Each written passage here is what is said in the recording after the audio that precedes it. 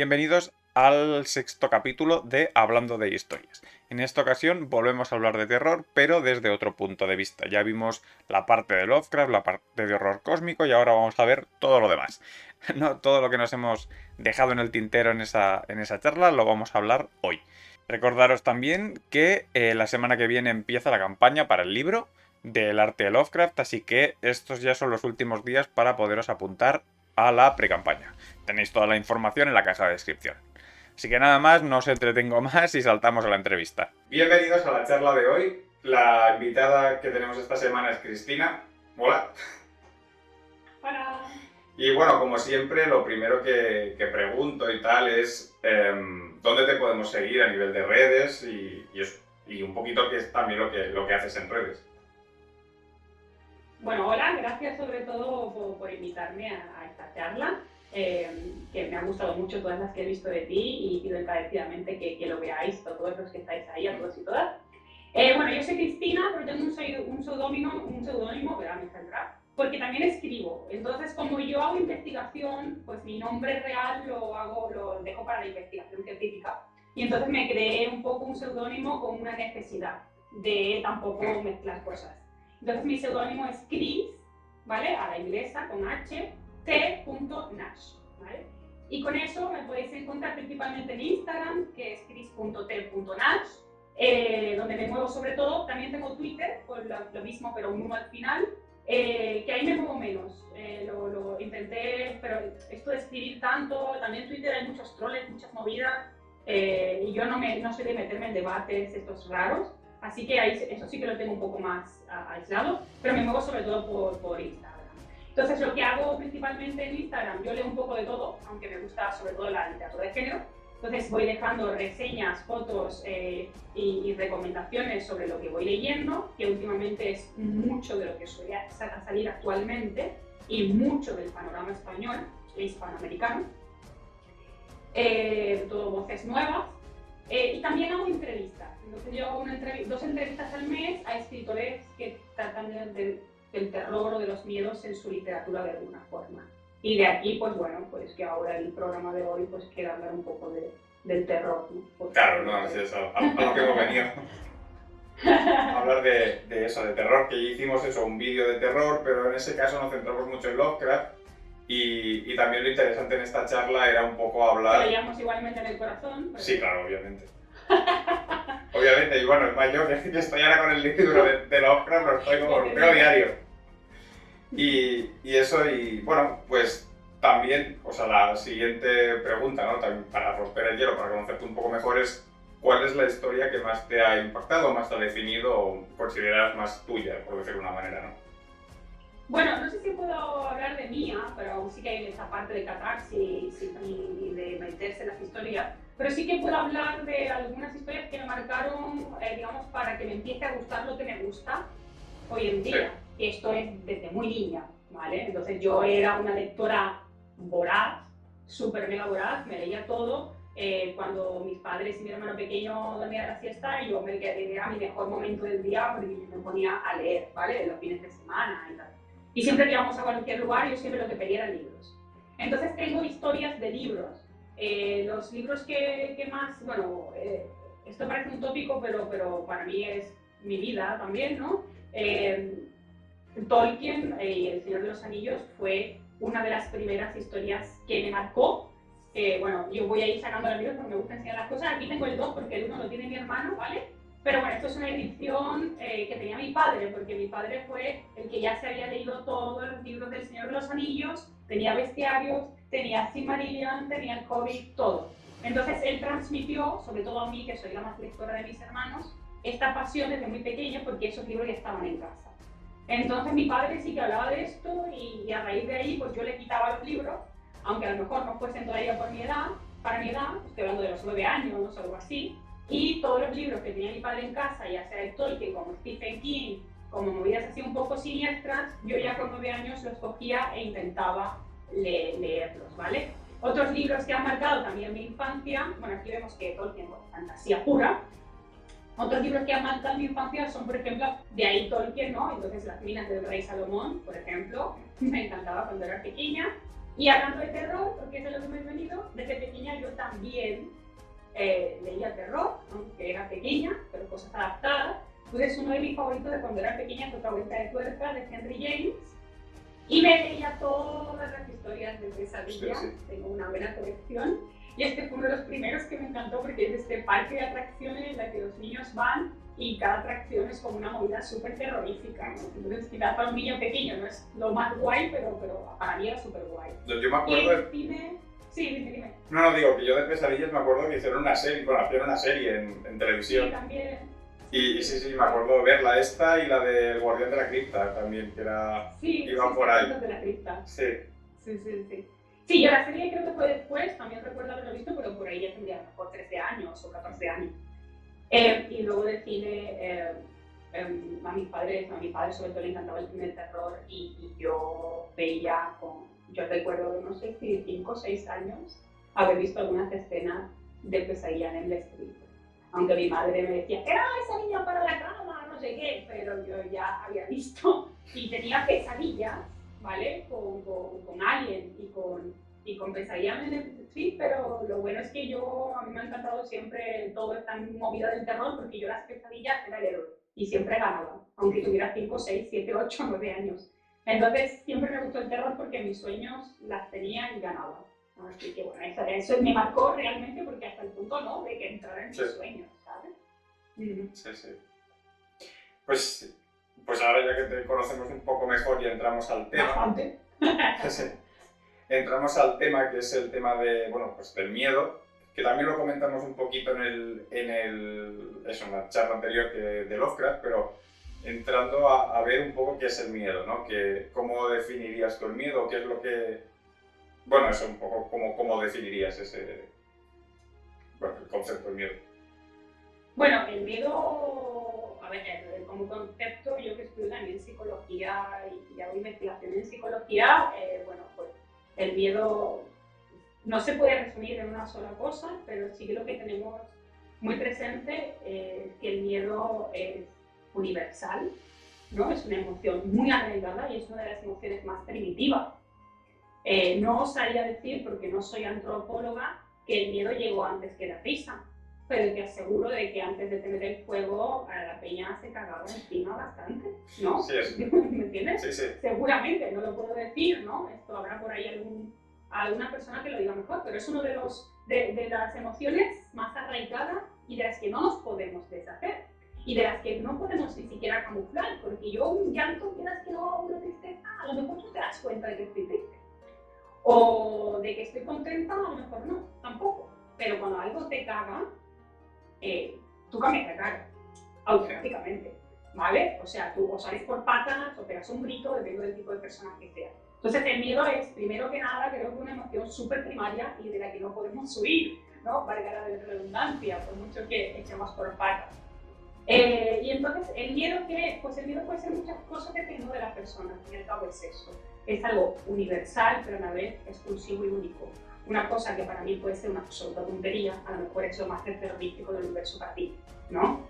Y esto también depende mucho de quiénes somos, ¿no? Y bueno, ya recomiendo otro libro que ha salido hace poco, que este ya sí que es ensayo, que es este de Dilatando Mentes, Soy lo que me persigue, ¿vale? El terror como ficción del trauma, o sea, el miedo no es más un reflejo de ti.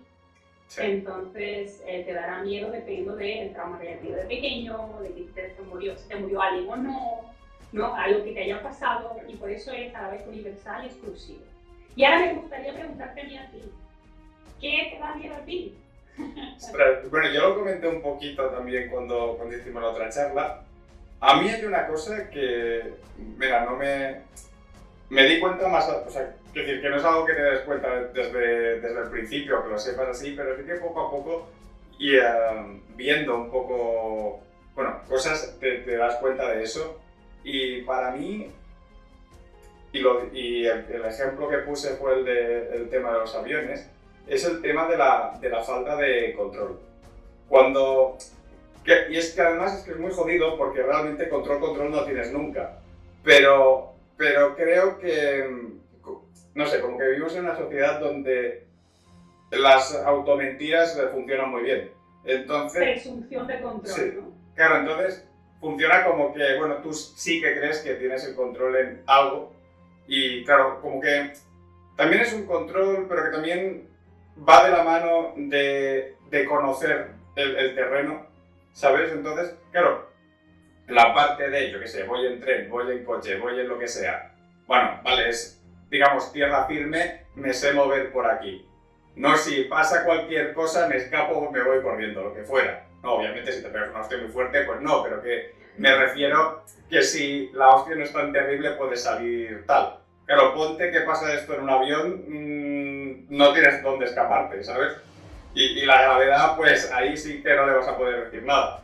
Entonces, claro, ahí es otro rollo. Y claro, un poco pasa lo mismo con, no sé, si vas con un barco, bueno, pero sé nadar, ¿no? Claro, obviamente depende de dónde te pasa en alta Te puedes mar. congelar bastante. Claro, o el agua está muy fría, te mueres de hipotermia, o te ahogas o lo que sea. Pero bueno, hay como esa, entre comillas, esperanza de puedo agarrarme a algo, ¿no? De hecho, esto hicieron un experimento con unas ratas, de que pusieron unas ratas en una especie de barreño de agua y a una la pusieron en el barreño la primera vez, tal, a los 15 minutos la rata dejó como de intentar nadar y como que se ahogaba, ¿no? Pero a otra le hicieron esto, a los 5 minutos le pusieron como una especie de salvavidas, la rata se agarró y cuando le volvieron a hacer el experimento a la rata, no le pusieron el salvavidas, pero estuvo nadando por horas, ¿sabes? Porque ella, ¿no? claro, porque ella tenía la esperanza de que llegara ese momento.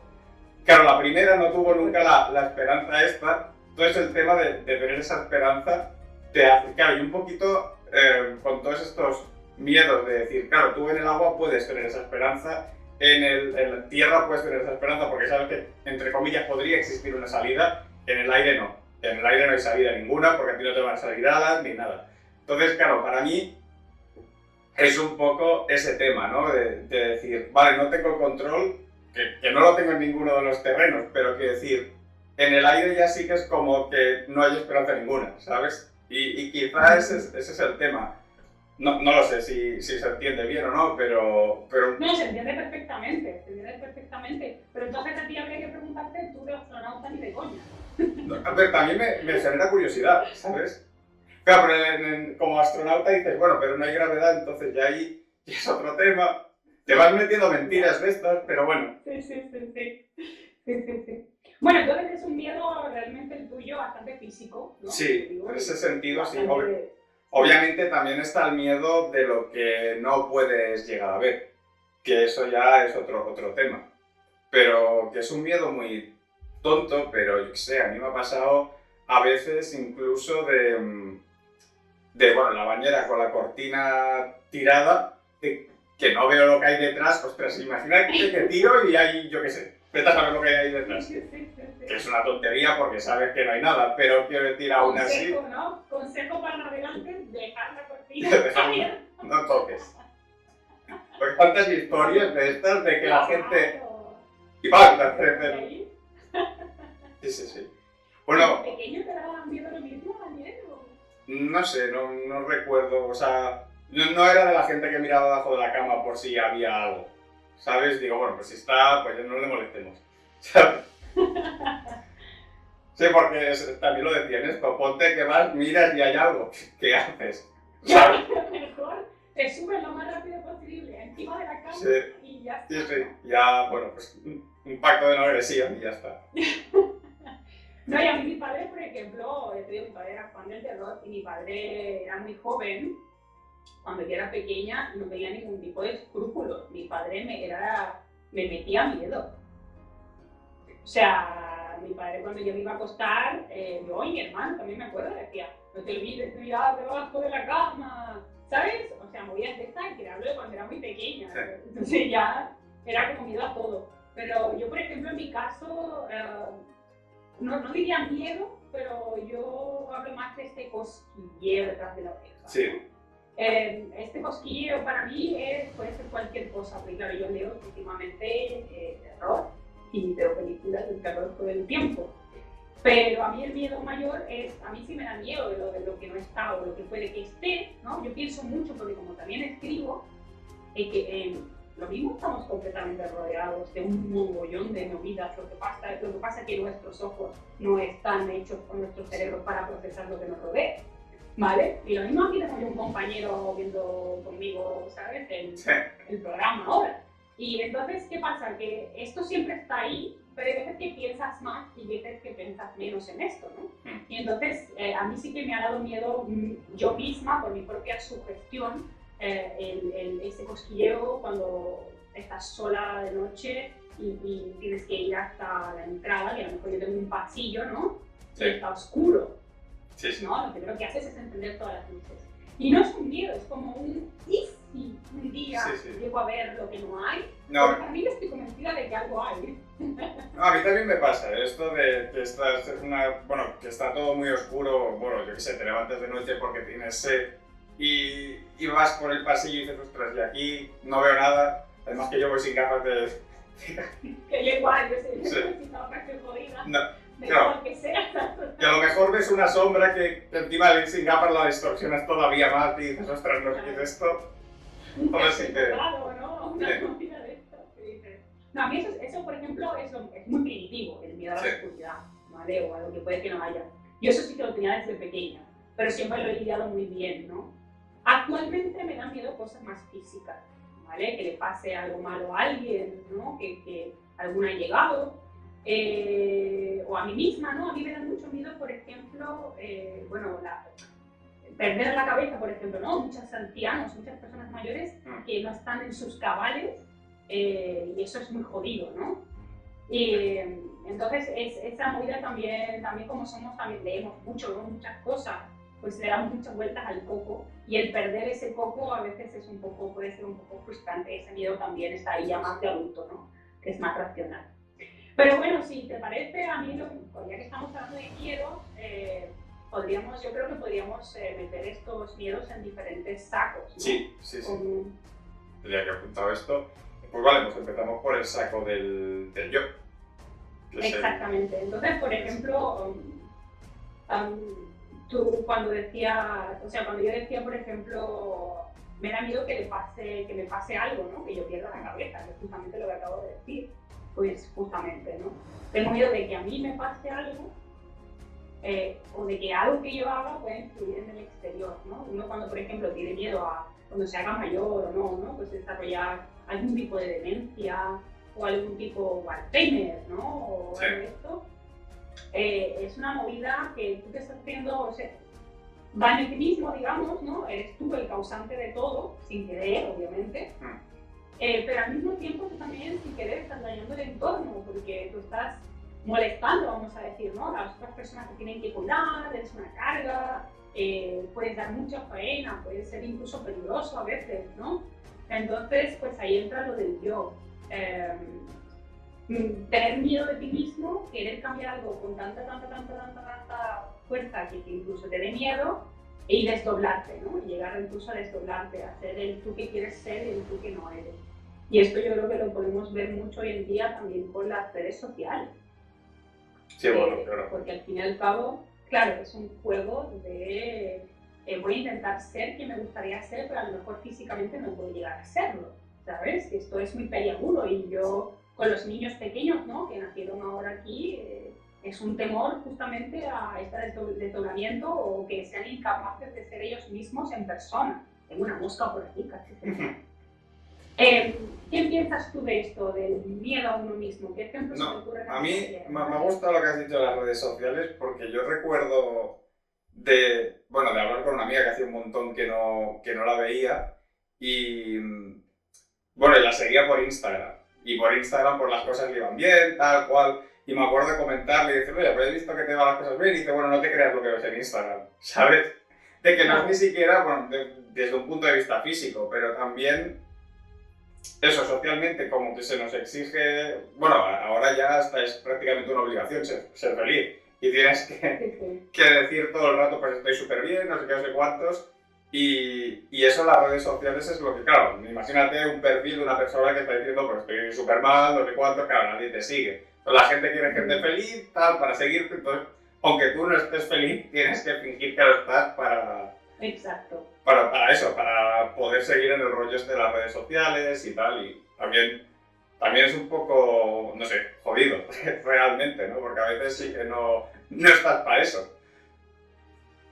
Sí, totalmente, y sobre todo se ha hecho un poco de escaparate porque es algo, bueno, es algo que todo el mundo tiene que tener por cojones. O sea, ya, a empezar por ahí. Si no tienes ningún tipo de red social, ya eres un pringao. Y no, Sí. o sea, no pringao, yo no me considero pringao o no pringada, sino que es verdad que hay gente que considera esto. Y durante, encima, el periodo que acabamos de pasar de pandemia, es que no había otra forma de relacionarte con alguien más, Claro. ¿no? Y yo supongo que para la gente que durante el confinamiento se ha quedado, está viviendo solo o sola y se han quedado completamente solo, yo por fortuna tengo animales y tengo a mi pareja aquí en casa. No me quedo sola, pero creo que para la gente que se quedó solo, pues sola sería bastante jodido, Sí, claro. ¿no? Y si no tienes tu familia cerca, porque yo por ejemplo vivo en Barcelona, pero soy sevillana, entonces, ¿no? Si te coge en otro país o en otro lugar, donde no tienes familia cerca, que ni siquiera puedes poner la excusa de ver, y más vamos a poner que acabas de llegar y que estás solo, imagínate tú, ¿no? Claro. Y entonces ahí viene el miedo a la soledad también, ¿no? Sí, eso es otra cosa gorda. De quedarte solo y todo esto, que también es bastante jodido como miedo. Y que, bueno, claro, yo realmente por el tipo de trabajo que he hecho y tal, pues claro, yo también he estado acostumbrado a este tipo de soledad y que las redes sociales para mí han sido como un abrirme al mundo. Lo que pasa es que, claro, también es verdad que yo nunca enfoqué las redes sociales como se supone que se tienen que enfocar las redes sociales. Yo realmente fue un poco, cuando empecé todo el tema del proyecto, las utilicé más como, entre comillas, para validar mi obra. Y yo ya venía de trabajar y creía que era, bueno, quería compartir lo que hacía, ¿no? Y como ya había empezado a hacer todo esto, y los comentarios de la gente fueron positivos, y bueno, de ahí fui creciendo y tal. Pero nunca me lo planteé en plan, pues para hacer poses, mira qué guay, mira mi vida, no sé cuánto. Exacto. Era más, mira el trabajo. Y ya está, era lo que me importaba, ¿no? Un poquito. Y luego de ahí sí que vas haciendo conexión, porque la gente pues le va gustando, te comenta, pues mira, podrías ilustrar esto o lo otro. Pero ya es como una interacción como más, entiendo, bueno, más social. Enfocada. Sí, más enfocada, más social. Y al final yo lo que me he dado cuenta, en el tiempo que llevo en redes sociales y tal, porque también es verdad que yo soy una persona de prepararme mucho. Cuando voy a hacer algo, venga, voy a estudiarme un curso de esto para hacerlo bien, o esto, tal. Y con las redes sociales me pasa lo mismo. Y es un mundo muy jodido porque a nivel de cursos que yo he encontrado, hay algunos que están bien, pero hay muchos donde el 90% es humo, el mira, te vamos a no sé cuántos, y yo creo, y con lo que llevo, y sobre todo en esta última etapa que llevo con el libro y haciendo estas charlas y tal, que la actitud, entre comillas, buena, o al menos lo que yo considero que está guay, que se tendría que tener en redes sociales, es la misma de cuando tenía 5 años y ibas al parque a hacer amigos. Porque yo he visto que, por ejemplo, ahora cuando hemos hecho esto, que ha sido, bueno, porque ganaste tú el sorteo, tal, y yo te propuse, pero fue algo como... La mina. Sí. Y fue algo como que mucho más natural y mucha gente fue, oye, mira... Sí, o sea, no fue del palo de que yo qué sé, vaya diciendo, mira qué vida tengo, mira qué tal, ¿no? Al final yo ilustro, pongo mis ilustraciones ahí y ya está. Y cuando quedo con gente o hablo con gente es porque, yo qué sé, quiero charlar con esa persona porque me parece interesante por el trabajo que hace y este tipo de cosas. Y le propones, oye, mira, ¿quieres venirte aquí y tal? Y casi toda la gente que ha pasado por aquí ha sido así. No ha sido de, oye, mira, no ha sido tan así. Entonces, claro, todas las movidas súper chungas que te ponen en esos cursos, todo ese tema, ¿no? Es que tienes que, al final, no sé, quizás sí que funcione para cierto tipo de públicos, claro, pero al menos al público que yo quiero trabajar y el tema de las relaciones más de comunidad, más de gente que va enfocado a un tema, por ejemplo, todo el tema que hablo yo aquí de historias, pues claro, a la gente que le interesa estos temas, tampoco, a ver, que siempre mola y también hago este tipo de vídeos para poder hablar con la gente, porque a mí me interesa mucho la opinión de la gente, ¿no? Pero tanto como el ser tú el escaparate o este tipo de cosas que veo más allá afuera y que también veo que todo este tipo de cursos o de maneras de trabajar las redes, no sé, eso sí que no me mola.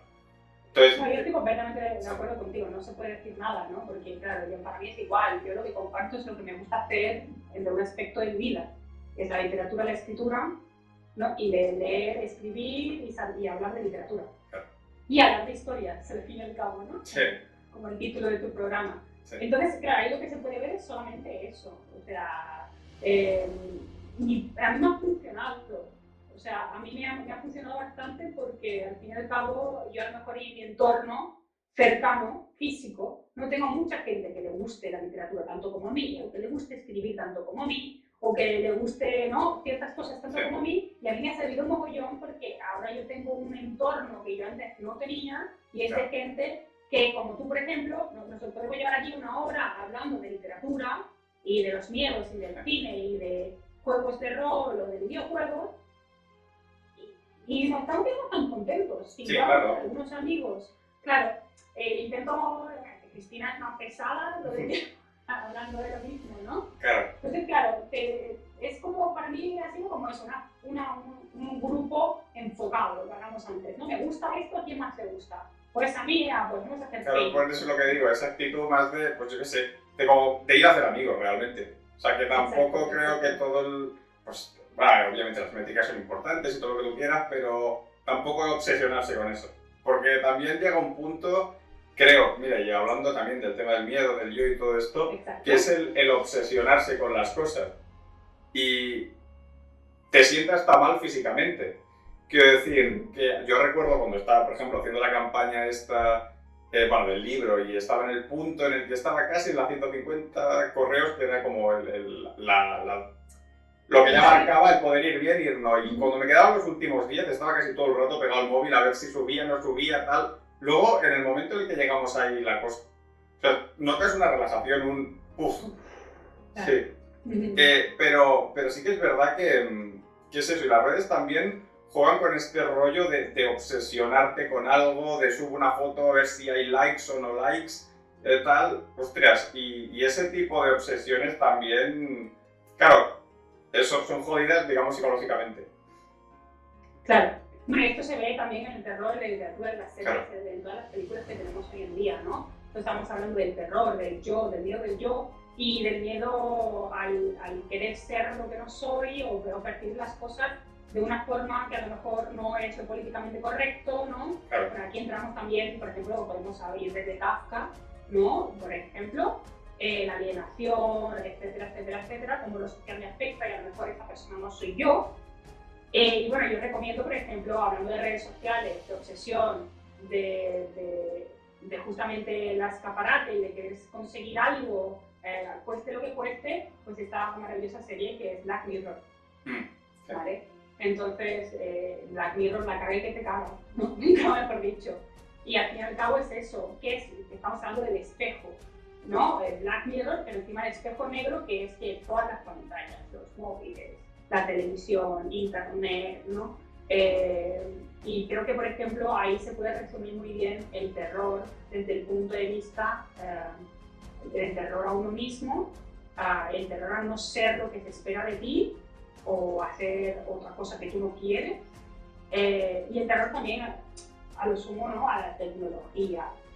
Y en otra instancia, apartando el yo un poco, también el temor a lo que está enfrente, ¿vale? A los otros, ¿sí? Que sería el segundo grupo así grande, un otro grupo de terror que quizás podríamos tener. El yo es eso, lo que decíamos, un miedo más a como tú, porque, por ejemplo, la autopercepción, ¿no? Que hay un montón de cosas, de enfermedades que nos joden cada día porque no estamos contentos con nosotros mismos.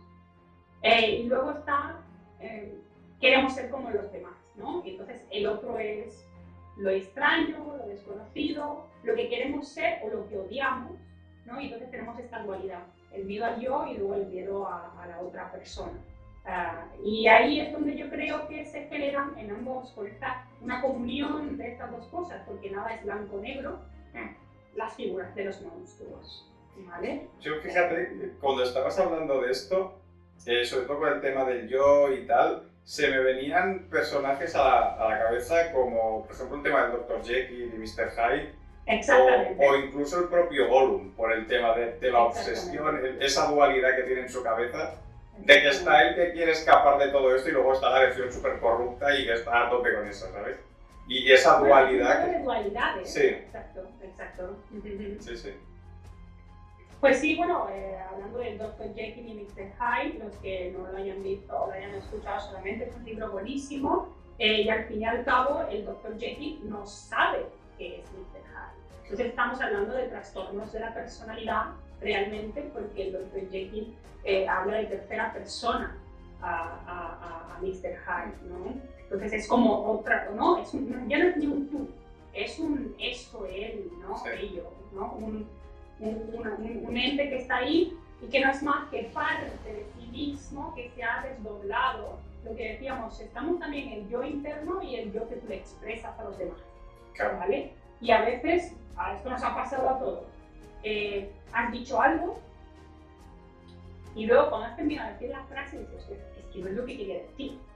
Pero normalmente no nos retractamos. Es como si alguien te poseyera, ¿vale? Y saca cosas de tu boca y frases que no te identifican como persona, ¿no? Y luego te pones a pensar, dije esto, dije lo otro, y dices, pero es que no quería decir esto, es que se ha podido malinterpretar, ¿no? Y este es el juego del buen lado, no hace falta tener un trastorno de la personalidad para ser múltiples personas, ¿no? Porque al fin y al cabo es esto.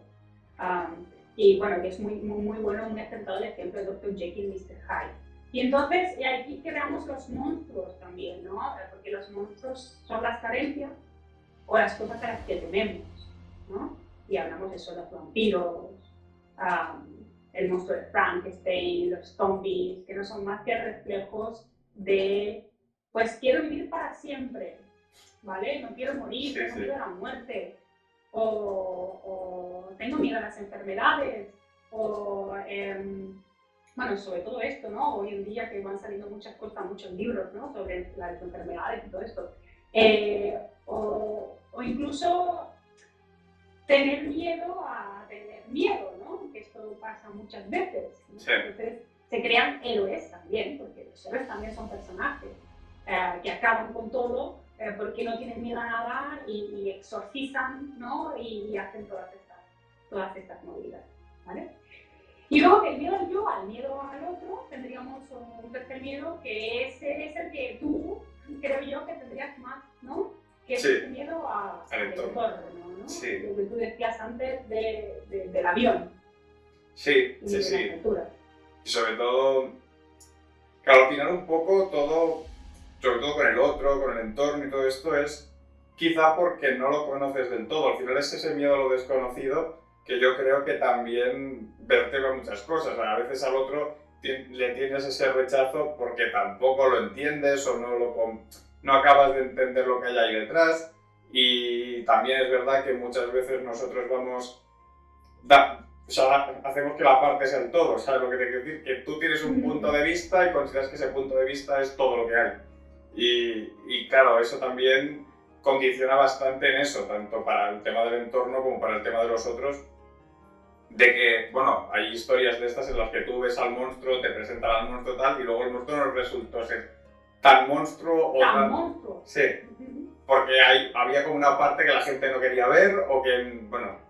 Entonces, claro, este tipo de cosas también es interesante. Yo por lo del entorno, claro, en mi caso es más por eso de no poder, estar adaptado a él, ¿no? Por decir una manera.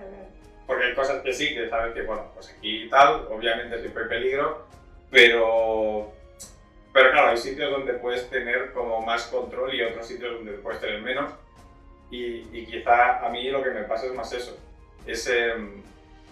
no saber dónde hacer pie, ¿sabes? Exactamente, bueno, que al fin y al cabo es un miedo interno de que tú no puedes controlar, ¿no? Que tú decías antes, ¿no? Y entonces yo creo que de estos miedos que estamos hablando deriva el cine y la literatura, ¿no? Hemos hablado de tener miedo a uno mismo, tener miedo a los otros, tener miedo a lo que nos rodea, y de aquí pues podría salir justamente todo lo que es, por ejemplo, terror psicológico, podría salir todo lo que son, lo que hemos dicho antes, monstruos, podría salir todo el terror cósmico, el terror de lo desconocido, de lo que está ahí, las casas encantadas, ¿vale? No es más que la transgresión de un entorno que tiene que ser tu casa, ¿vale? O sea, que no hay nada peor que tu propia casa, el lugar donde estás cobijado, donde nadie te puede hacer daño. Pues mira, joder, te vamos a joder la vida, te vamos a meter como protagonista un libro en el que la casa está encantada, ¿vale? O sea, no estás pasando ni siquiera en tu propia casa, ¿vale? Y aquí lo que es muy importante y lo que yo, Daniel, quería sobre todo subrayar en el programa de hoy, aparte de ahora decir una sarta de libros y películas que hay que ver y que hay que leer, es intentar desmitificar estos géneros, como por ejemplo el género del terror, que al fin y al cabo hemos dicho que miedo tenemos todos, el terror está ahí, lo queramos o no lo queramos. ¿Y qué hace la literatura de terror o el cine de terror? Decir lo que está ahí y a lo que no le podemos poner nombre, y como no le podemos poner muchas veces nombre, pues hacemos una metáfora, ¿vale? Entonces, como yo a lo mejor no puedo expresar mi temor a la muerte con todas las palabras, o quiero expresarlo de una forma un poco más artística, me voy a crear un personaje que va a ser el vampiro, que va a ser un ser que a lo mejor también tiene cosas negativas, porque tiene que tener cosas negativas, que llega en un momento en el que también se sufre un tipo de pandemia, ¿no? Estamos rodeados de insalubridad cuando se crea la figura del vampiro. Entonces este ser enfermizo que no puede vivir del día, pero al fin y al cabo es un monstruo, pero no muere nunca, ¿no? Pero claro, el no morir nunca tiene un precio, claro. Y es que te tienes que alimentar, ¿vale? Y le tienes que alimentar de tus homólogos que sí que mueren, ¿no? Y por eso tomar la sangre, porque es la fuente de vida. Y aquí 40.000 millones de metáforas, ¿no? La sangre como fuente de vida, que también es muy esotérico, ¿no? Porque la sangre también como esencia de la persona, ¿no? Etcétera, etcétera, etcétera. No, además... y bueno, sí, dime. No, digo que el tema de la sangre y tal, que se ha utilizado un montón de veces, incluso hay sistemas de magia que, bueno, yo que trabajo también en el tema de la fantasía y tal, existe esa como magia de sangre que al final es un pago por un poder, ¿no? O sea, tú sacrificas algo tuyo para poder obtener una mejora en algo, ¿no? Y todo este tipo de... Bueno, al final es un poquito lo que... Bueno, en parte lo que hace el vampiro, ¿no? Lo que pasa es que el vampiro sacrifica al otro, quiero decir. Claro. Pero bueno, pero el vampiro también perdió su alma. Sí. Es que la condición de vampiro se gana... bueno, hay muchas historias, muchas teorías, hay muchas cosas, pero al fin y al cabo es un pacto con el diablo, ¿vale? Entonces, tú tienes que hacer un pacto con el diablo y tú no mueres, pero no tienes alma. Por eso no puedes vivir de día, ¿vale? Porque entonces es como mucha... es muy intenso también, dependiendo de qué historia nos demos, hay siempre una primera lectura, segunda, tercera, ¿no? Son metáforas muy elaboradas y que son muy largas y que a bote pronto puede ser el reflejo de un ser que queremos ser nosotros, pero también lo puedes usar como te dé la gana, como reflejo de una condición social, de un estrato social, de un problema, ¿no? De una guerra, porque son metáforas y eso es lo que hay que tener en cuenta, ¿no? Que la literatura de terror y la literatura fantástica en general, ciencia ficción, fantasía, el terror y todos sus subgéneros no son más que metáforas que usamos para hablar de algo que pasa, un problema. Entonces el dragón, pues lo mismo es una guerra, o es el patriarcado, o es, yo qué sé, el monstruo de las galletas y los personajes son galletas, ¿sabes? Lo que tú te quieras montar, pero son metáforas que pueden servir, ¿no? Y son metáforas a veces muy potentes. Y las que más pasan, las más perduran, son justamente estas que son potentes, ¿no? El dragón en la fantasía, por ejemplo, siempre presente el vampiro, el zombie, el monstruo del lago Ness. Que también depende del autor o el tipo de historia, también se le pueden dar connotaciones diferentes, porque, claro, por ejemplo, con el tema del dragón, en muchas historias tiene una connotación negativa, pero existen otras donde tiene una connotación positiva. Y el dragón, pues como símbolo de fuerza, todo esto, como algo más positivo. Yo que sé, hay historias, se me viene a la cabeza, por ejemplo, en Warcraft, donde sí que hay dragones que son positivos o buenos, o que están, o al menos no van a putear tanto, y luego tienes dragones, yo que sé, de Elder Scrolls, donde estos sí que van a destrozar todo lo que pillen, ¿no? Entonces, claro, también es un poco eso. A veces el dragón es como el gran miedo, el gran mal a destruir, ¿no? Pues la personificación está del mal o del enemigo que tienes que destruir, y a veces puede ser un aliado. Y mira, es interesante esta peli que pasó... Claro, por supuesto. Sí. Pero estamos hablando de miedo. Sí. No, pero quiero decir, que también pasa con los vampiros. Quiero decir, tú tienes visiones de los vampiros que pueden ser, pues yo qué sé, pues más negativas, entre comillas, como que es, yo qué sé, un Drácula, un Nosferatu, una cosa de estas. Y luego, por ejemplo, bueno, no vamos a entrar en Crepúsculo porque esto ya no son vampiros, pero quiero decir, vamos por ejemplo, al juego ¿cómo se dice este? El juego de rol, de Vampiro la Mascarada y todo esto. Y ahí sí que tienes como clasificaciones de vampiros. O sea, tienes los que son de la camarilla, que son como los que intentan ir de guay con los humanos o de, bueno, no, y luego tienes al Sabbath, que bueno, que son ganado, vamos a por ellos, ¿no? Entonces también hay como esa distinta manera de percibir a este tipo de criaturas según la historia en la que vayas a contarlo. Claro, porque el monstruo al fin y al cabo es una deformación o lo que decíamos antes, ¿no? Un desdoblamiento del problema. Y el problema es humano, porque obviamente somos seres humanos. Entonces puede ser un reflejo de lo que no te gusta a ti, puede ser un reflejo de lo que tú quieres alcanzar. Y ambas cosas tú puedes hacerlas un aliado o un enemigo, obviamente. Claro. Lo que pasa es que también está muy relacionado, bueno, son mitos que vienen de muy atrás, pero también en la literatura se va modificando, ¿no? Y ahora hay un escritor y quiere darle otra vuelta de tuerca al personaje. Y entonces, por ejemplo, cuando llega Anne Rice en su entrevista con el vampiro y toda la literatura de Anne Rice, lo que pasa aquí es que ella da otra figura diferente a la del vampiro que venía antes, el Nosferatu, el Drácula de Bram Stoker, que recomiendo que leáis también. Y es que con la entrevista del vampiro ya no es tan monstruo el monstruo, porque el protagonista no quiere tomar la sangre de los humanos, no se quiere alimentar. Y justamente le da toda una vuelta extra porque el protagonista en este caso ya no es el ser humano que lucha contra los vampiros, sino que es el propio vampiro que cuenta su historia. Y en este aspecto, lo que es historia del vampiro, sí que hay un antes y un después. ¿Te gustará Anne Rice más o menos?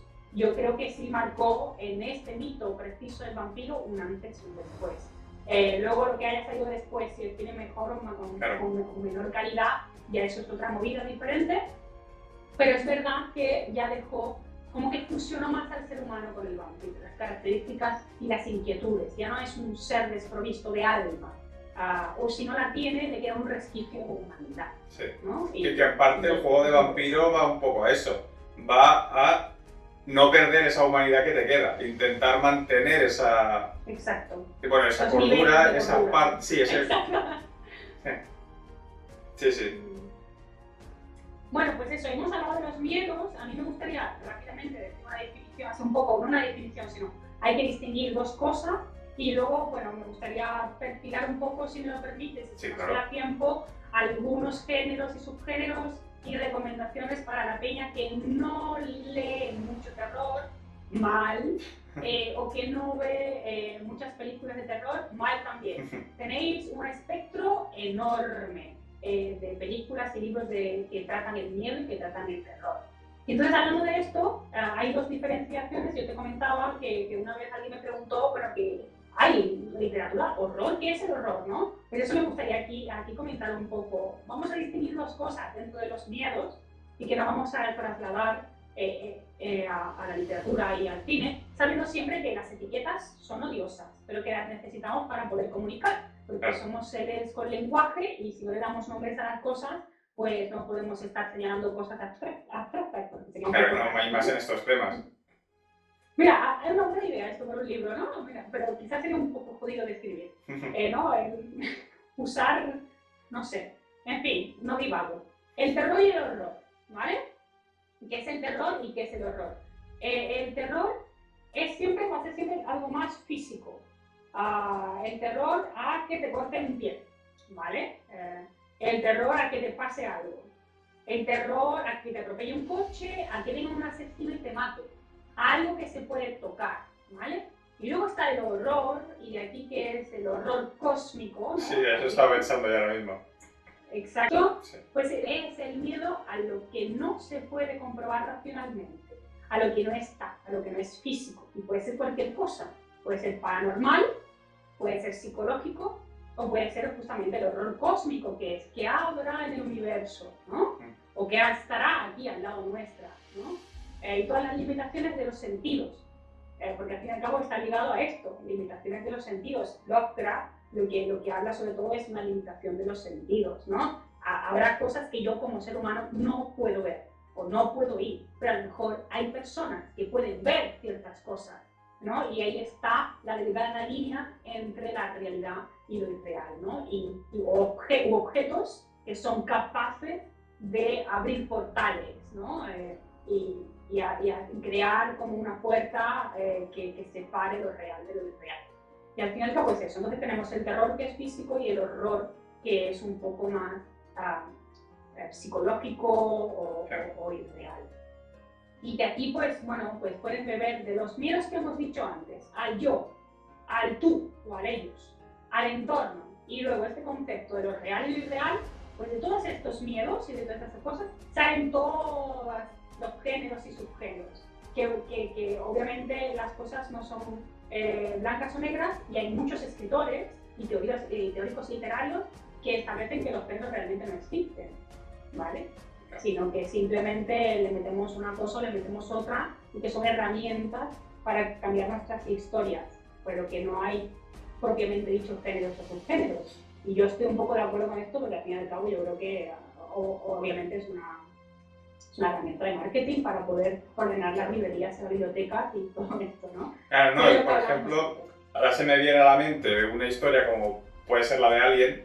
Claro, Alien, ¿dónde lo metes? ¿En terror o en ciencia ficción? Claro, porque es un poquito ambas cosas. Y tiene un poquito de todo, y eso pasa en muchas historias de estas que mezclan cosas. Hay historias de fantasía que tienen su parte de terror, y bueno, se puede jugar mucho con eso. O sea que realmente géneros puros, a ver, puedes encontrar algunas historias que son más, pues esto es fantasía pura y dura, pero que sí que es verdad, y creo que a día de hoy se juega más en ese entre géneros, ¿no? De que tienes un ciencia ficción que tiene un poquito de terror, o tienes esa fantasía con un poco de terror, o yo qué sé, este tipo de cuestiones.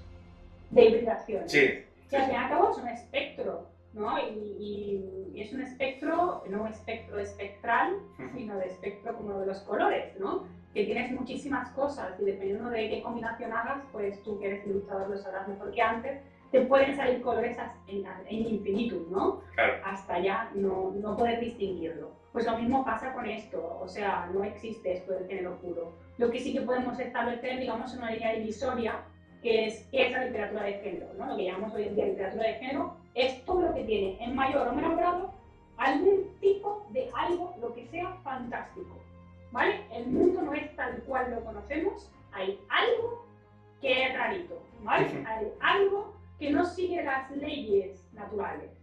Y luego está la ficción realista, que es las cosas no son solo verosímiles, sino que podrían haber pasado realmente.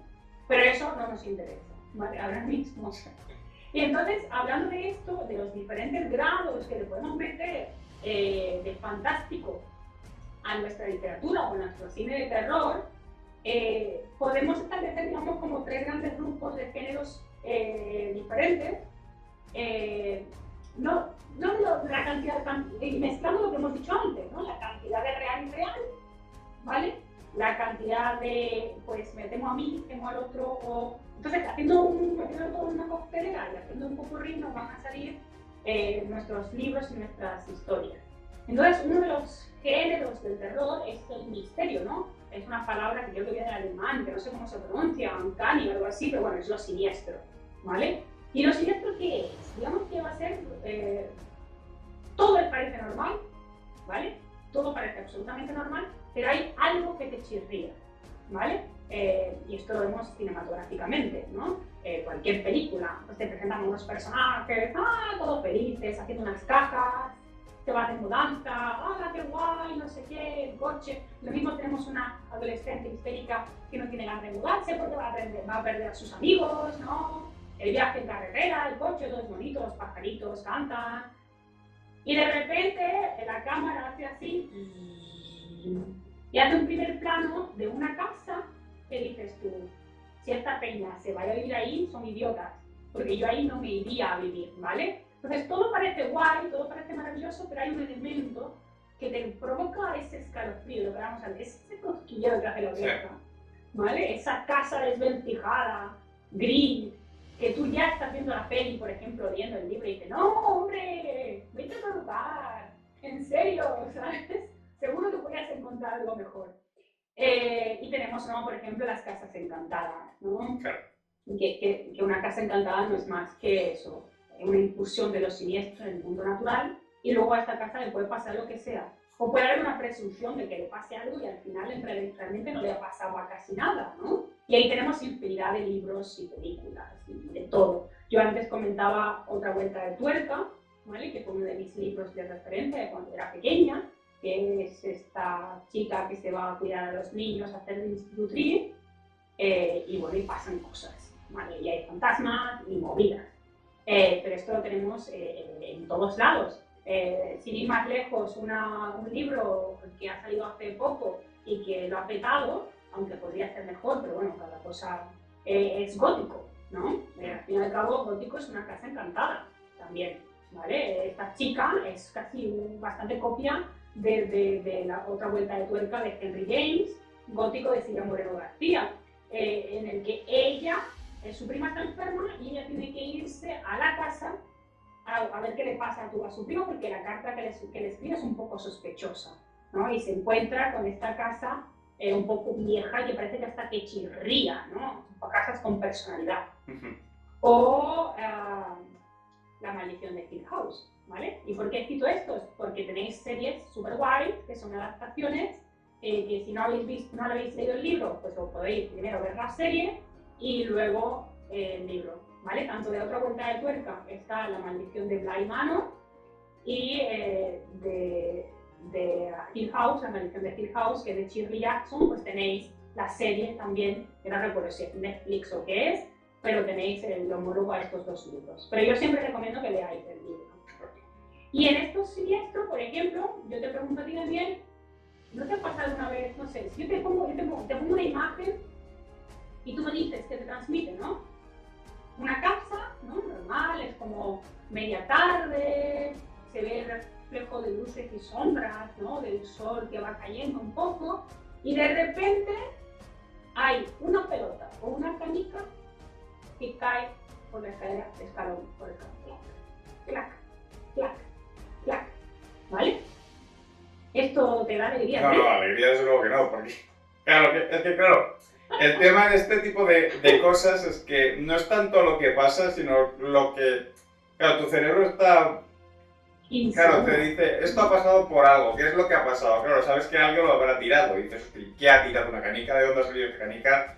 O tal, y entonces, claro, tú ya te montas la película, y claro, muchas veces, a ver, en este tipo de historias normalmente no, porque suele haber algo, ¿no? Ahí detrás.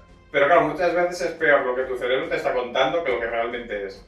No, al menos en el entorno más cotidiano, o sea, hay gente que, bueno, con la entrevista que hice con Tacha, me decía eso, ¿no? De que a lo mejor que él le daba como miedo estar en el agua, la mar abierto, todo esto. Si me toca, si me toca el pie, ¿qué es, no?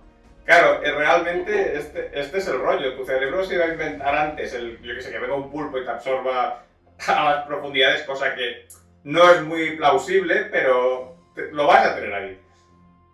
Y claro, es eso. Yo también, o sea, quiero decir, Yo sí que recuerdo que cuando era pequeño y bueno, iba a las clases de natación y todo esto, estaba en la piscina y digo, hostia, a ver, si aparece un tiburón aquí, ¿qué pasa? Claro, no va a haber un tiburón en la piscina porque nadie va a soltarlo ahí. Pero claro, yo de pequeño pues pensaba, oye, y si lo sueltan, ¿qué pasa aquí? ¿Sabes? Claro, la imaginación cuando Claro, somos pequeños es mucho claro, más claro. grande, ¿no? Y los límites entre la realidad y la ficción pues son más difuminados, ¿no? Y por eso. Pero sí, exactamente, ¿no? Y entonces tenemos estas imágenes, que, coño, es una canica, una pelota, es una cosa de un niño, ¿vale? ¿Pero por qué? Porque esto nos transporta a nuestro yo primario infantil, en el que la imaginación va mucho más allá. Y tú te estás pensando quién lo habrá tirado y por qué se utiliza con juguetes de niños. Pues justamente eso, ¿no? Porque yo creo que los miedos más grandes a lo desconocido se nos ha dado cuando éramos pequeños. Porque es el velo, ¿no?, entre la realidad y la ficción era muy fino. O el trompo, ¿no?, girando, y que haces el ruido, ¿no? Eso puede ser cagante. O, por ejemplo, si habéis visto Expediente Warren, en una de ellas, Expediente Warren, bueno, hay muchísimas películas y libros donde un objeto es la madre del cordero. Y eso no es más que todo, es normal, pero hay un objeto encantado. Una cosa siniestra. Y en una de las películas de justamente Expediente Warren, pues el niño, que tiene como una casita hecha de estas tipo de tela, con dos juguetes, tiene un juguete que es tipo como las antiguas películas, ¿no? Que es una imagen que tú vas pasando rápido y crea movimiento. Y entonces es como una especie de tío vivo, ¿no? Que también los tíos vivos, esto es para hacer otro programa. Y entonces, ¿qué pasa? Pues que el dibujo que aparecía ahí es lo que cobra, ¿no? Y se convierte en un monstruo, ¿no? Entonces son estas imágenes, ¿no? Todo parece normal y claro, nos pegan en la fibra sensible por un juguete de niños, ¿vale? Y dices, ostras, es que están jugando con las cosas de los niños. Y luego pasamos a los niños siniestros. Sí, estaba pensando en esto, ¿no? De que en este tipo de historias, cuando aparece un niño, no es para nada bueno, ¿sabes? Exacto, ¿no? Pero es por eso, porque la conexión, lo que decíamos, con lo irreal, se supone que cuando somos niños es más estrecha. Entonces, digamos que lo irreal pasa a través del niño y nos llega a nosotros como adultos. O nuestro recuerdo de lo que nos pasaba cuando éramos pequeños, ¿no? Y entonces esto sería lo siniestro. Luego tenemos lo puramente fantástico, ¿vale? Que es lo que hablamos antes. Cosas que desafían la realidad, ¿vale? Y esto puede ir de menor grado a mayor grado. Tenemos el monstruo del lago Ness, tenemos los zombies, tenemos los vampiros, tenemos cualquier cosa que digamos que es una incursión, o todo el mundo entero puede ser también una incursión, ¿no? Y entonces ya ahí vamos a las distopías y todas estas cosas, ¿no? Que todo ha cambiado de otra forma y hace que lo real y lo real ya no es como lo conocemos ahora, sino que las leyes de la realidad se han perturbado de alguna forma. Y bueno, aquí tenemos pues fantasmas también, y lanzo, ¿no? Lo que hablamos antes, con el vampiro, que tenéis el libro y la película, el exorcista, ¿vale? La gente no suele estar poseída y los fantasmas no se suelen meter, ¿no? Entonces tenemos todo esto que es completamente real, pero para los personajes es como una nueva realidad completa, ¿no? O incluso, ¿vale? Porque el terror está en todos lados, joder, Jurassic Park, ¿vale? O sea, no me jodáis, no, da cague con Jurassic Park, ¿no? O sea, la peña lleva todo el tiempo corriendo del dinosaurio. Es un miedo quizá más por eso, por la supervivencia, tipo un tiburón, esa escena de, que esto sí que genera mucho trauma, de estar, bueno, ver al tío en el agua, que con la pierna ahí colgando y aparece el bicho. Claro, este tipo de cosas que viene de lo profundo además, porque encima no hay ni luz, o sea, no tengo ni movimiento, pero es que encima tampoco veo. Y de ahí, ¡pam!, te aparece el bicho, hostia, esto sí que... Y además es eso, un miedo como más físico de algo, de hostia, es que este bicho que me come. Bueno, y además que de Jurassic Park sí que lo comenté en esa entrevista, el hecho de que hasta muy entrada la película el tiranosaurio no lo ves. Es eso, ¿ves? Porque, bueno, también Lovecraft jugaba un poco con eso, de que, bueno, él jugaba más con descripciones vagas y todo esto, pero que tu cabeza, es eso, es lo que hemos dicho aquí en esta entrevista, ¿no? Que tu cabeza te va a putear más de lo que realmente Si lo compruebas, luego dices, venga, voy a analizar esto fríamente, a lo mejor el miedo se te reduce, pero la cabeza no va a eso. La cabeza va a meterte... Claro. Y entonces, claro... Exacto. Y el libro y la película va más. Claro. El libro y la película dice, no, pues, ¿y si sí? ¿No? ¿Y si lo que toca debajo de la pierna de la estatua de la piscina es un tiburón? Claro. ¿No? ¿Y si resulta que hay un parque en el que los dinosaurios que ya no existen ahora sí existen, ¿no? Son transgresiones que decíamos por el libro fantástico, transgresiones de las normas de la realidad y el mundo se convierte completamente, ¿no? Tiburón sí que, la película de Tiburón sí que es mucho más físico porque ahí sí que lo meten, o sea, es plausible, ¿vale? Sí. Podría haber entrado ese tiburón, a lo mejor las proporciones y la venganza del tiburón, un poco menos, porque no sé hasta qué punto el tiburón se venga, pero eso sí que es mucho más, o sea, podría pasar, a lo mejor no tan igual, pero podría pasar. Pero bueno, tenemos los kraken, sí. ¿Vale? Que también dan cague, que podrían estar, pero que es poco menos plausible que lo del tiburón. El monstruo del lago Ness, que siempre está un easy. Bueno, pues ahora coge la película o el libro y te dicen, pues mira, sí, pues lo hay, y ahora en mi mundo existe realmente, ¿vale? Y entonces es eso, sí que puede derivarse a un medio físico, a un terror, como el caso del tiburón o de Jurassic Park, porque te van a comer y te van a destrozar. Pero sigue siendo fantástico, ¿no? Porque son cosas que, sobre todo, como decía, el tiburón menos, pero en Jurassic Park sí, no hay dinosaurios, y ya está, ¿no? Y si ya nos vamos a Charnado, ¿vale? Pues, ¿no? Pues ya está, sí, sí. Twister más tiburón que sale Charnado, ¿vale? Pero bueno, es más irreal todavía. Sí, sí, sí. Entonces hemos hablado de esto, ¿no? De lo siniestro, que podéis ver un objeto, una peanza, un tío vivas en la casa encantada, incursión del otro mundo en el nuestro, pequeña, lo fantástico que es que se transgreden las reglas de la naturaleza, y luego lo que hablamos antes, ¿no? Lo psicológico, y aquí, bueno, pues puede que a lo mejor realmente no pase nada en la realidad, pero tú crees que está pasando, ¿vale? O puede que sí pase, ¿no? Porque es lo que decíamos antes, hay hibridaciones de géneros. Pero, por ejemplo, yo quiero recomendar una película que no es muy conocida, tú me dirás si la has visto o no, pero es un peliculón, o por lo menos yo no le he visto mucho bombo, que es El Escondite. No, esto no. Que el protagonista es De Niro, de hecho, Robert De Niro. Hostia. O sea, es un peliculón, es terror psicológico, y no te voy a decir lo que pasa porque tienes que descubrirlo tú. Pero bueno, ¿no? Entonces, y es una película poco conocida y es un ejemplo perfecto de terror psicológico. Pero hay un montón de cosas. Tenemos El silencio de los corderos. Hay un asesino, sí, pero ¿quién es la protagonista? Es Clarice, ¿qué le da miedo Clarice, no? Esa sugestión que tiene ella, ¿no? A Clarice es como Harry Potter, le da miedo el mal. Le da miedo a lo que pueda pasar y el fin de la inocencia, ¿no? Que venga su tío, por eso se llama la película El silencio de los corderos, que venga su tío y mate a los corderos, ¿vale?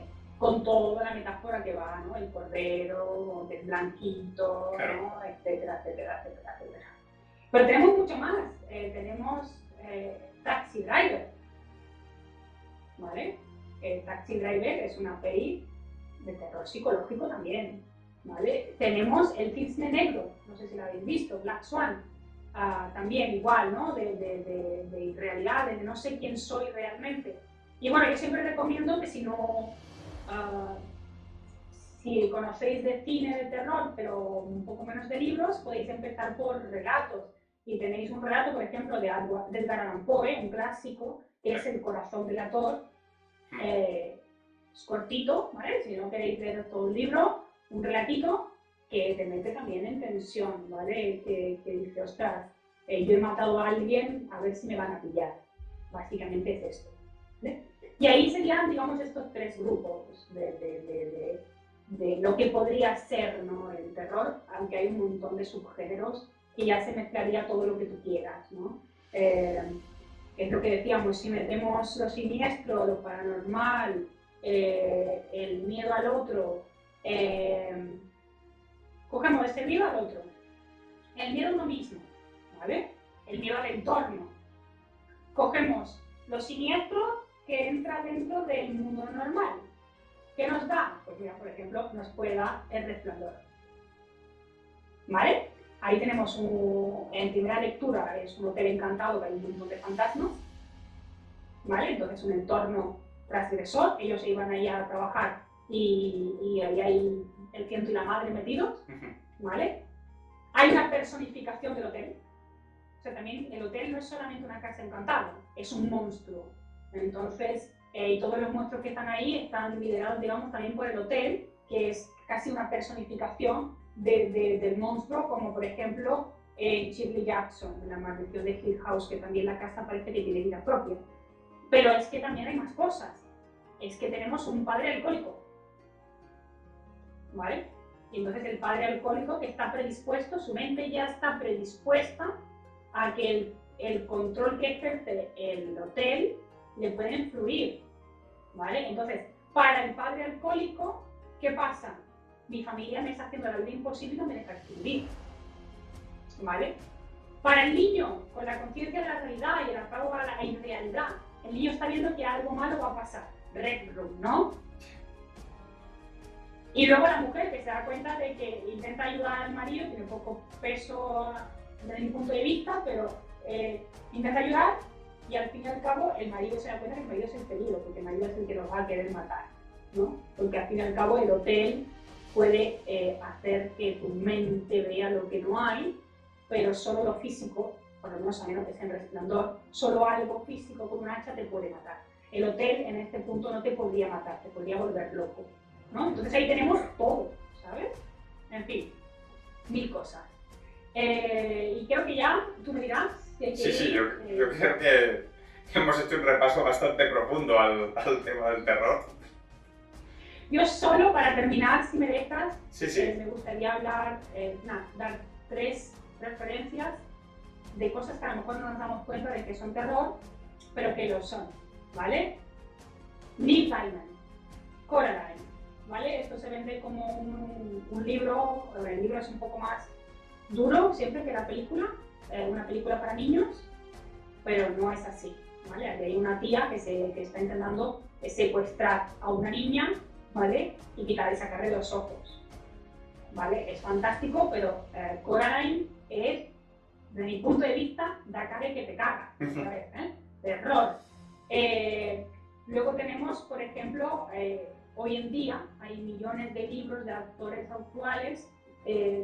actuales que están jugando con todo lo que es el terror a lo cotidiano, ¿vale? Entonces, por ejemplo, este libro que lo habéis visto 40.000 millones de veces seguramente, esto no es terror, esto es real. Pero a veces lo que te puede pasar en la realidad, tienes que mirar de Staroline. Lo que te puede pasar en la realidad puede ser tan chungo como una película de terror. O 40.000 millones de relatos, ¿vale? Que podéis ver también, como decía, que estoy haciendo entrevistas a autores y autoras que tratan de esto, como por ejemplo, bueno, de aquí, de la casa, Castle Arnau, ¿vale? Que escribe sobre modificaciones de cosas que pasan realmente, o Ampuero, ¿vale? Son relatos que parten de lo cotidiano, para darlo como que también no tenemos miedo de la realidad. Entonces ahora ya fantasmas. Es que los fantasmas somos nosotros mismos, los monstruos somos nosotros. Y el ser humano se escuda en monstruo y en creación de monstruos, pero la realidad es que los malos somos nosotros, ¿vale? Y bueno, también que es un libro maravilloso de Amparo Montero, que justamente no lo he dicho todavía, pero primicia la entrevistaré, es la próxima entrevistada, que habla de la transgresión infantil, ¿no? De todo el daño que se le puede hacer, abusos, ¿no? Mucha maldad que se le puede hacer a los niños, que son los más inocentes, y que esto es de terror absoluto y pasa cada día. Y está un poco con un lado gótico, oscuro, fantástico, porque los adjetivos que utiliza son muy literarios, pero al fin y al cabo lo que te está explicando es que un padre maltrata a sus hijos, o los asesina, o los cuelga, ¿no? Y esta es la realidad de cada día, ¿no? Pero bueno, no quería terminar este programa con tristeza, pero me está pasando de miedo. Vale, pues si quieres pasamos ya a las preguntas finales. A mí ¿Vale? me ha molado mucho lo que has dicho antes de los monstruos somos nosotros, porque me ha recordado mucho O sea, al final un poco la historia que hay con The Witcher, de que él, bueno, el protagonista básicamente es un tío que le encarga matar monstruos y tal, pero que la historia muchas veces te muestra que los verdaderos monstruos son los humanos que le dan los encargos y no los propios monstruos que tiene que matar él, ¿no? Exacto. Entonces, bueno, me ha recordado un poquito eso porque, bueno, al final un poco enfocado en eso, ¿no? Bueno, corrígeme si me equivoco, pero también es Grimdark, ¿no? Sí, y un poquito por ahí. Como Grimdark. Exacto, entonces es eso, ¿no? La parte cruda, ¿no? Sí. De No, además que intenta ser como muy realista, o sea, dentro de que es fantasía, pero que es como mucho más realista, no tiene esa parte tan romántica que puede tener, por ejemplo, el Señor de los Anillos, que es como mucho más, ¿cómo decirlo? Idealista. Esperanzador. Sí, o algo así, ¿no? Como que es mucho más así. No, aquí es súper crudo, hay racismo, hay fanatismo religioso, hay de todo en ese mundo. Y es bonito, bueno, bonito. Quiero decir, es interesante ver también eso, ¿no? Que el monstruo no es el feo, sino que, bueno, quiero decir que a veces hay cosas que pueden no parecer los monstruos, pero que realmente son los verdaderos monstruos. Exacto. Y la historia juega bastante un poquito con eso. Pues vale, ahora sí, vamos a las preguntas estas finales. Y bueno, yo como siempre empiezo con el libro, ¿no? ¿Cuál es el último libro que has leído? Que he terminado lo que estoy leyendo. Bueno, sí, tienes el que estás leyendo ahora mismo. Bueno, a mí una escritora me dijo una vez que soy promiscua con la lectura, ¿vale? Yo suelo llevar a la vez 10 u 11 libros. Vale. ¿Vale? O sea, porque no puedo tener un libro y no abrirlo, ¿vale? Es superior a mí, entonces yo si no quiero abrir un libro, mejor no me lo compro hasta que no lo vaya a abrir. Entonces, uno de los últimos libros que he leído justamente desde que mostraba, porque es la siguiente entrevista que voy a tener, ¿qué más tengo por aquí? A ver, ¿qué puedo enseñar? Pues, bueno, me leí de Obscura, ay, perdón, tengo la cámara, Obscura, que hice la entrevista la semana pasada, leí Los Penitentes, pero mira, sí tengo uno aquí que voy a recomendar, que justo, mira, me acaba de llegar otra cosa, así que, porque acaba de venir el cartero, ¿vale? Entonces, uno de los libros de terror también, que me han impactado y me ha gustado más de los últimos que he leído, pues mira, Dientes Rojos, de la editorial Obscura también, de Jesús Cañadas. Es un autor que yo no conocía, que lo conocí aquí en Barcelona en el Festival 41. Es gaditano y entonces, como yo soy sevillana, cuando lo escuché hablar me pareció diferente al resto de escritores. Me pareció, o sea, nada de ¿sabes? Mito de escritor o el típico yo he venido aquí a hablar de mi libro, no. ¿Sabes? Era como muy que sí, que no sé qué, ¿sabes? Muy llano, pero con una profesionalidad brutal y el tío sabe lo que hace, ¿vale? El tío sabe perfectamente de literatura, lee un huevo y bueno, y esto se ve en este libro. No puedo desvelar mucho, también lo entrevisté a él, pero es una mezcla entre fantástico oscuro y thriller, ¿vale? Es un libro que conforme vas leyendo no te puedes quedar impasible, al principio crees que es una cosa y llega un momento en el que realmente el libro es otra cosa. Y justo hoy, pues me ha llegado otro de sus libros anteriores, ¿vale? Que estaba descatalogado y él me ha dicho porque él vive en Alemania y me ha dicho, yo voy, Los Nombres Muertos se llama, pero está descatalogado, ¿vale? Entonces me dijo, bueno, voy a estar en Cádiz dentro de poco, en casa de mi madre tengo unos cuantos, te mando uno. Y me acaba de llegar hoy, ¿vale? Y ahí sí que lo que hace, por ejemplo, es pone a Lovecraft en búsqueda del Necronómico. ¿Vale? Es que he visto Lovecraft de la portada y he dicho, hostia. Sí. ¿Vale? Los Nombres Muertos. Y nada, bueno, pues eso es lo que, sí, una de las, aparte de todo lo que ya he enseñado, ¿vale? Todos estos relatos y tal que no tienen desperdicio alguno. Vale. Siguiente, Next. Sí, Next, pues vamos a por, si te parece, videojuego. El último videojuego o la última historia así que hayas jugado. Bueno, soy un poco promiscua también con videojuegos, ¿vale? Entonces, estoy jugando en paralelo con The Witcher 3. Estoy jugando también con Horizon, porque claro, son juegos que son infinitos. Entonces yo juego un poquito por aquí, otro poquito por allí. Horizon, que salió creo que fue el año pasado o el anterior, ya con el COVID no tengo ni idea de Bueno, cuándo fue. creo que quizás anterior, ¿eh? Sí, quizás el anterior, porque yo he perdido la conciencia del tiempo completamente. Sí. Y otro que juego y desjuego, porque realmente, bueno, es siempre lo mismo, pero tú puedes jugar, nunca me acuerdo cómo se llama, pero es el de World Z, el de Zombies, no me acuerdo cómo decir, World War Z, como la película, vaya, que tienes diferentes escenarios. Y esos son los 3 videojuegos que voy alternando. Y ahora, mira, justo ayer empecé con... Bueno, y perdón, el que tú terminaste justo ahora, es que sois fatal a veces tengo demasiada información. El de... La llamada de Tulu. La llamada de Tulu, ese todavía no lo he terminado tampoco, es buenísimo también. Sí, a mí también me gustó, por allí hice el análisis del juego, lo que está en el canal. Y tal. Bueno, yo lo que te decía, el que empecé ayer justo, porque me apetecía algo más... Es decir, que no fuera un juego en plan modo historia, como... O sea, que sí que tuviera historia, pero que no fuera el típico juego, pues yo qué sé, de estar con el mando, algo un poco más de ordenador, ¿no? Y descubrí, bueno, que de hecho lo tenía porque lo regalaron estas navidades los de Epic Games, que es el de Pathfinder, que va de un tipo juego de rol súper clásico y encima es que está muy guapo a nivel visual, a nivel de cómo está construido el juego y tal. Hice una partidilla, lo que me dio ayer un par de horas, ayer por la tarde, pero me gustó mucho la vibra que tiene el juego, de ir con tu equipo, de que tú montas vas con la party, o sea, igual que es como jugar una partida de rol con los colegas, pero en plan en digital, y me moló un montón. Y no sé, me moló. Bueno, acaba de salir, no sé si la has probado ya, Elden Ring. Sí, sí. No he jugado todavía. Elden Ring, ¿la has probado ya? ¿Vale? No lo he jugado este. Porque también con los juegos ahora voy un poquito... Quiero decir, estoy básicamente jugando para el canal, para esto. Ahora estamos con el de Assassin's Creed, que es un historiote bastante bueno.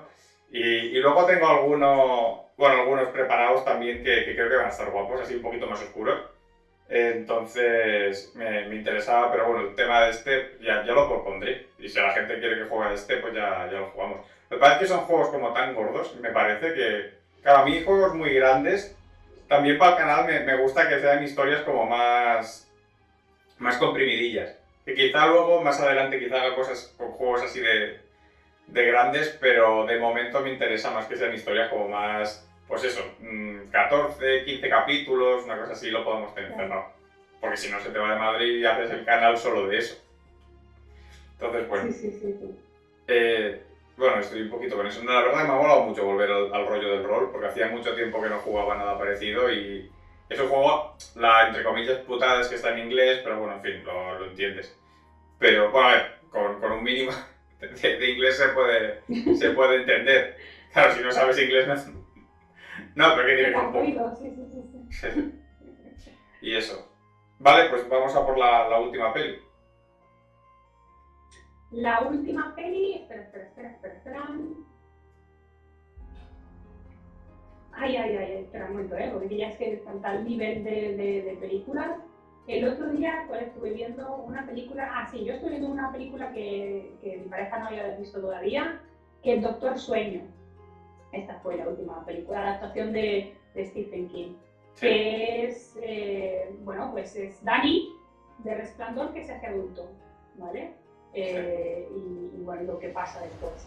Pero justo esta es la última realmente, o sea, que fue antes de anoche. Y estoy ahora pues con la temporada número 11 de Walking Dead.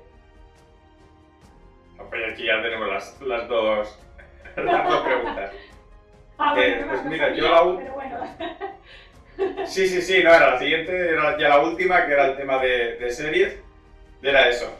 Pues mira, yo a nivel de películas, la última que vi fue la que hicieron la precuela, secuela que hicieron de Cazafantasmas. Ay, ¿qué tal? No he llegado a verla porque no me inspira. A mí me gustó. Dentro de lo que cabe, a mí me gustó. Sí que es verdad que la han hecho como más infantil de lo que quizá debería haber sido.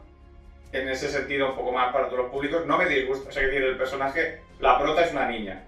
No me disgusta el protagonista, la niña el protagonista, que creo que está bien, pero sí que es verdad que quizá notas como que ha ido para un público más juvenil de lo que iba la primera. A mí me dio esa sensación. Pero pese a esto, creo que... O sea, que es mejor que la 2, ¿sabes? Que no es una gran referencia, pero bueno. Ya. Y mejor también que esa que hicieron, la última que hicieron como de reboot, que a mí tampoco me disgustó esa versión, pero sí que es verdad que, bueno, tampoco era tan aquello.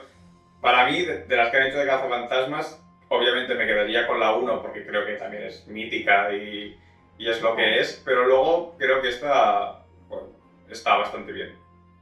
Guay, pues la veré. Sí. A ver, luego es eso, te digo, el público objetivo creo que es más infantil que el de la primera. Por eso a mí es lo único... A ver, que yo a veces veo cosas que es para público infantil también, ¿eh? Sí. O sea, no, estamos hablando aquí del terror y el tema es muy serio, pero... Sí. No, pero yo creo que le rinde... Ay, perdón. No, que digo, que yo creo que le rinde un buen homenaje a la primera película. Me pareció que como mínimo eso sí que lo hicieron bien. No la vi como, no sé, como irrespetuosa o que no hiciera, o sea, como que le diera igual todo lo que venía antes, ¿no? Esto lo vi bien, o sea, fue una mejor secuela que, por ejemplo, ha sido para mí Matrix 4 o este tipo de pelis. Para mí funciona mucho mejor. Funciona mucho mejor con más cariño. Bueno, otra cosa, hablando de esto y que nos enrollamos con una persona, también una de las últimas que he visto, que no la he visto todavía, es la de Dune. Hostia, yo no la he visto porque me estoy leyendo el libro, bueno, al menos lo tengo pendiente por leer. Así que me quiero leer primero el libro para luego verme la peli. Hombre, yo he visto la original cuando era pequeña, porque a mi padre también toda la ciencia ficción y tal, teníamos en casa VHS de todo tipo, o grabados incluso, y yo ya había visto la original, ¿no? Pero esta, la verdad, es que es guay, porque no es un gran apogeo, ¿sabes? No es como dices, vamos a sacar todos ¿cómo es? Ay, no me sale, los efectos especiales que tenemos, que esto pasa en algunas películas. Sí, claro. No es así. Es guay, es fiel a la original, a pesar de que está súper bien hecha a nivel gráfico, ¿vale? Claro. Y eso mola. Te la recomiendo, la verdad. Sí, yo es eso, yo como tengo... Sí, tengo el siguiente libro, el que tengo es Dune, que ahora estoy ya a punto de... No sé, me queda nada para acabarme Nacidos de la Bruma, y estoy ya en mitad del clímax, ya acabando, o sea, me queda nada. Y te voy a preguntar qué opinas sobre la entrevista última de Sanderson, porque tema de debate, que hijo de puta, perdón por las palabras a la gente sensible. Sí, me ha dejado flipando y encima estando yo avisos de hacer una campaña también, ¿sabes? Es como que tenía mis expectativas, todo iba muy bien y de repente este tío cambió las reglas del juego otra vez, ¿sabes? Sí. Todo bueno. Pues eso. Y a nivel de serie estoy ahora con... No, mira, justo la acabé ayer. Una de animación de estas de Star Wars. La de la remesa mala, esta y tal. Para mí las series de Star Wars me molan bastante. Me gustó mucho más Boba Fett, la verdad, que esta. Esta la encontré de ritmo muy flojo. O sea, que está bien. A nivel visual está muy bien. A nivel de historia... Bueno, a ver, tampoco... No es una gran historia, pero tampoco es un desastre.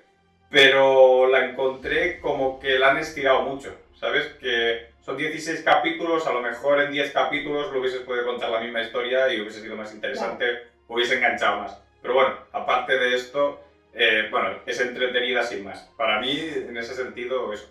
O sea, ¿no? Sí que es verdad que es eso, llega un punto intermedio de la serie que se hace un poco bola. Y al final, bueno, pues sí que lo resuelven más o menos bien y guay, pero... Es eso, para mí no tenía ritmillo, le faltaba un poco más de... No suele pasar, ¿no? A veces también cuando alargas mucho algo, pierde la magia. Y luego están los fans, los adeptos, que siguen viéndolo, como pasa a mí con Walking Dead, por ejemplo. Que no es lo que era, pero bueno, hay que verlo. Pues guay. Sí, aquí ya tenemos la entrevista hecha. Ha estado súper bien. Voy a poner eso, tus redes aquí debajo para que la gente te pueda seguir, también en la caja de descripción estarán. Y nada, también pondré aquí lo del libro, en la caja de descripción, que la campaña sale la semana que viene, ya empieza. Así que, bueno, nada, ya son últimos días para poderse apuntar a la pre-campaña. Y nada más. Pues un placer haberte tenido aquí. Pues muchísimas gracias por invitarme y la verdad que un placer también todo lo que hemos hablado, que nos hemos enrollado un montón. Sí, la verdad es que sí, creo que ha sido el más largo de todos los que he hecho de programa. Madre mía, lo siento, yo empezaba a hablar y no paro.